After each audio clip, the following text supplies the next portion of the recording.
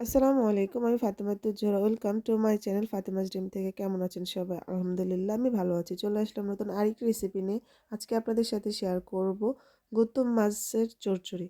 তো দেখতেই পাচ্ছেন আমি একটা পাত্রে নিয়ে নিলাম পেঁয়াজ, দিয়ে দিলাম রসুন কুচি ও কাঁচামরিচ, দিয়ে দিলাম কেটে রাখা টমেটো, দিয়ে দিচ্ছি হলুদের গুঁড়ি, সামান্য মরিচের গুঁড়ো, দিয়ে দিলাম ধনিয়া গুঁড়ো, স্বাদ মতো নুন। তো আমি এটা সুন্দর মতো এখন হাত দিয়ে মাখিয়ে নেব। তো আজকে মাখিয়ে আমি একটা চচ্চড়ি রান্না করব। এভাবে অনেকেই রান্না করেন, কে কে রান্না করেন অবশ্যই আমাকে জানাবেন। তো দিয়ে দিলাম বেশ খানিকটা তেল। এখন এটা আমি সুন্দর মতো মাখিয়ে নেব। এখন দিয়ে দেব ধুয়ে রাখা গুতুম মাছ। তো কোন জেলায় এই মাছকে কী নামে ডাকে অবশ্যই আমাকে জানাবেন, আমি জানি না। তো আমরা মূলত গুতুম মাছই বলি। তো এই দেখতে পাচ্ছেন আমি সুন্দর মতো মাখিয়ে নিয়েছি।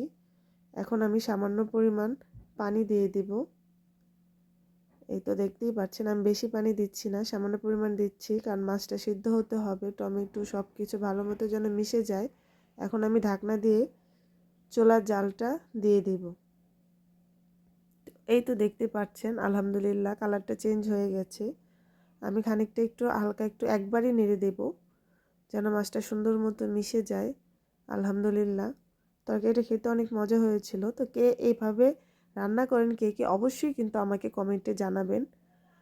আর যদি কারো কাছে নতুন রেসিপি থাকে অবশ্যই আমার সাথে শেয়ার করবেন যেন আমি ট্রাই করতে পারি আর আপনাদের সাথে শেয়ার করতে পারি। তো লাস্টে দেখতেই পাচ্ছেন আমি ধনেপাতা দিয়ে দিয়েছি। এই তো ফাইনালি হয়ে গেছে। কেমন হয়েছে সবাই জানাবেন।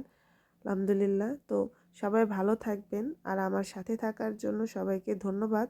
Thanks for watching my video. Allah হাফেজ।